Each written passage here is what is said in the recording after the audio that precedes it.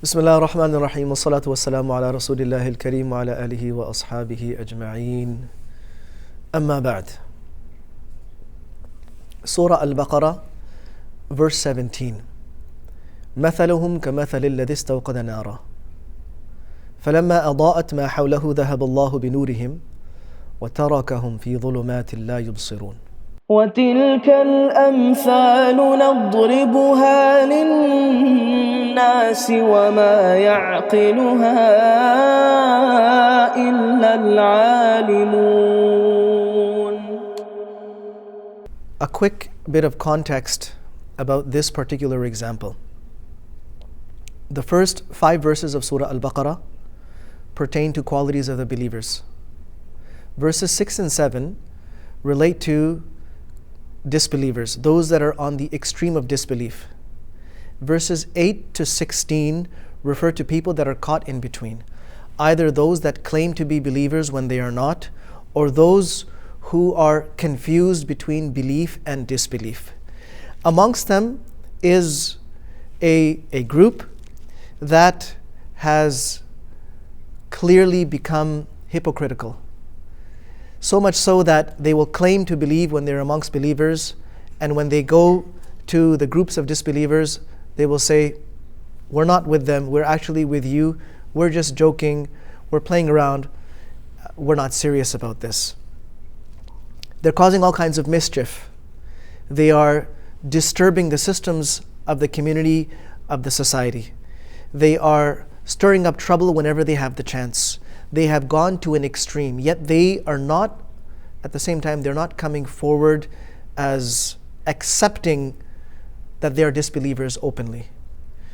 Rather, at that time in Medina, it's advantageous for them to act like they are believers because the Muslims have the upper hand. They are, generally speaking, controlling the state, even though Medina at that time is a multi-faith and multicultural community. But it's advantageous to be aligned with the Muslims. They have the control, they have the influence, things are easy for them. However, they don't like the Muslims. The progress of the Muslims, victories of the Muslims bother them, disturb them. So they keep looking for these secret alliances with other groups. Allah subhanahu wa ta'ala says that أُولَٰئِكَ الَّذِينَ اشْتَرَوُا الضَّلَالَةَ بِالْهُدَى. These people have sold out. They've sold their guidance, and they have acquired deviance, they have acquired misguidance in its place. فَمَا رَبِحَتْ تِجَارَتُهُمْ. This trade, this exchange of theirs was not beneficial. It will never be beneficial. And for the future, وَمَا كَانُوا مُهْتَدِينَ. They have closed the doors of guidance for themselves. Now, 2 examples are given about these people. What I recited to you was the first example, verse 17. مَثَلُهُمْ كَمَثَلِ الَّذِي اسْتَوْقَدَ نَارًا. Their example is like someone who has lit a fire. Now, a fire is lit for a number of purposes. One is to get light, the other is to get heat, the third is to cook food. So there are numerous usages for fire. They have lit the fire, they've set it, they have acquired the means of igniting it.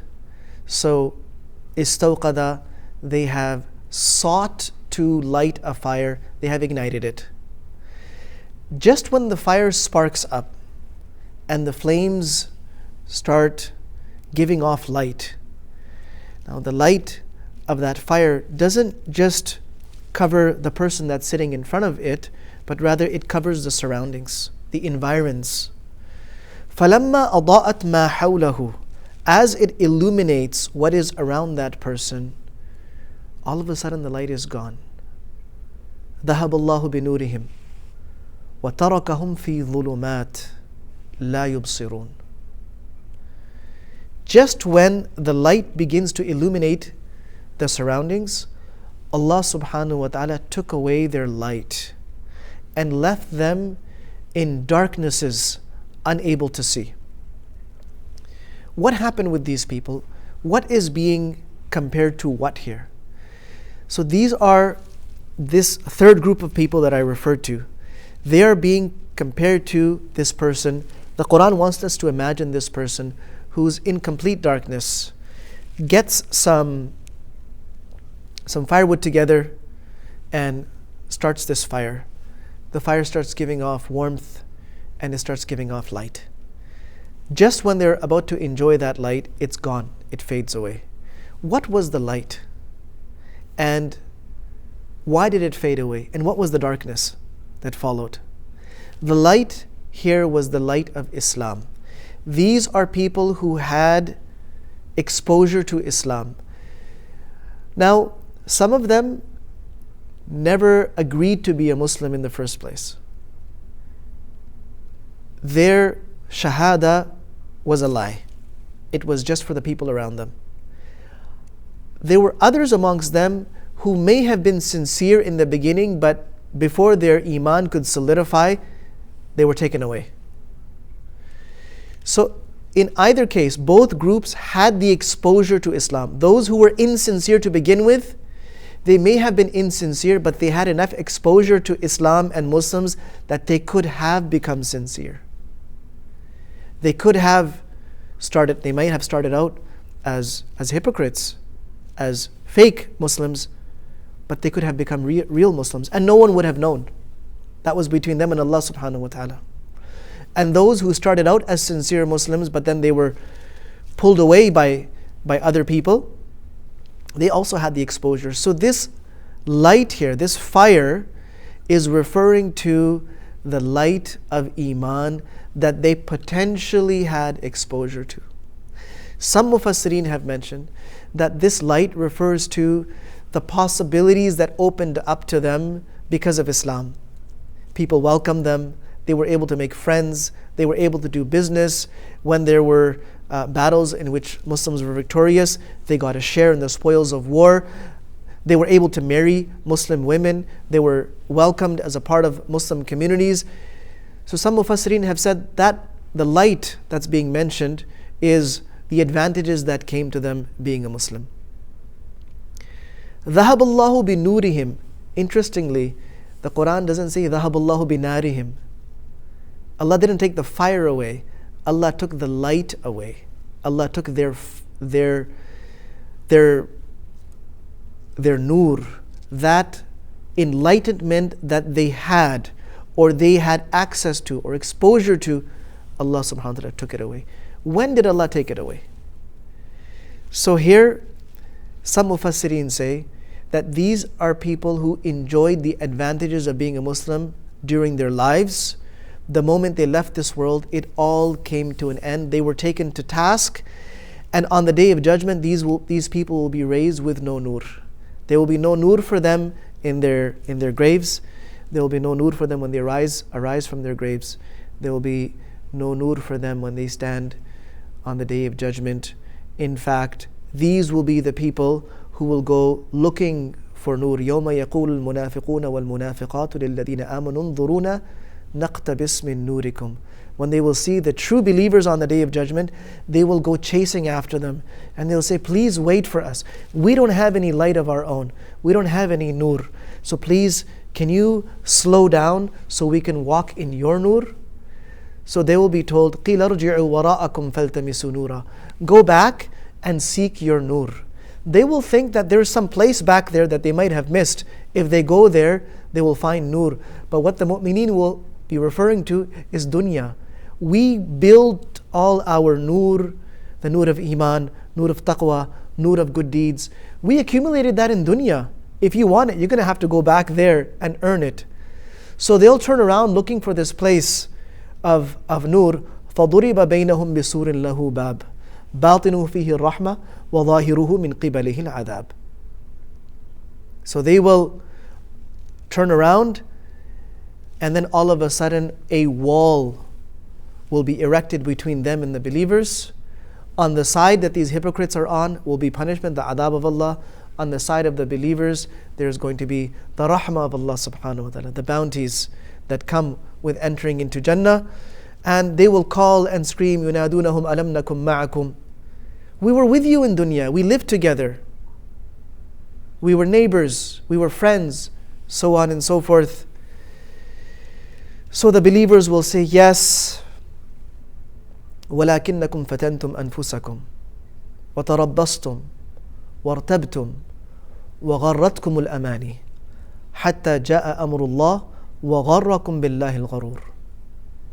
Yes, you were with us physically, you stayed with us, you made the appearances where appearances needed to be made, you showed up where you needed to show up, but you put yourself into this test by siding with the disbelievers, by choosing to disbelieve deep inside your hearts. The second thing is, you were constantly looking for opportunities to hurt Islam and the Muslims. You were constantly looking for opportunities to undermine what the Muslims were doing and somehow get in their way. وَارْتَبْتُمْ, you constantly remained in doubt and suspicion. You couldn't bring yourself out of that mindset and bring yourself to belief. And Shaitan continued to deceive you. So today there is no way that you can rescue yourself. And your destination has been designated. This is one tafsir of this ذَهَبَ اللَّهُ بِنُورِهِمْ, meaning the moment their eyes of dunya close, that's when the realities will be exposed to them, and another hisab is going to start, another set of dealings, and there is nothing for them but darkness. The other meaning that some Mufassirin have mentioned is that the nur here is referring to their hidayat. They had a chance to be exposed to hidayat just when they could have taken advantage of it and instilled it into their hearts. They chose not to. They were deprived. Even having exposure to the light of that fire, they were deprived of it. So ذَهَبَ اللَّهُ بِنُورِهِمْ, Allah subhanahu wa ta'ala took it away. They had exposure to it. They had access to it. They didn't use it. They didn't decide to take advantage of it. So it was taken away. وَتَرَكَهُمْ فِي ظُلُمَاتٍ, and Allah subhanahu wa ta'ala left them in darknesses. Dhulumat is plural of dhulma, and dhulma is derived from dhulm, and dhulm is generally translated as injustice, unfairness. But the literal meaning of dhulm, as explained by Imam Razi, dhulm means to decrease something. آتت أكلها ولم تظلم منه شيئا. Dhalama literally means to decrease. Something was owed, but less was given. So darkness is called dhulma because darkness is simply the absence of light. So as light is diminished, reduced from something, it becomes dhulma. Dhulm is taking place. It's being reduced, it's being diminished. Allah subhanahu wa ta'ala left them in dhulumat, in many darknesses. What were these darknesses? Doubt, suspicion, constant fear. Fear of being called out. Fear of being identified as a hypocrite. Fear of being seen with the disbelievers. Fear of being exposed as allies of those who are trying to hurt Islam. Many darknesses all around them.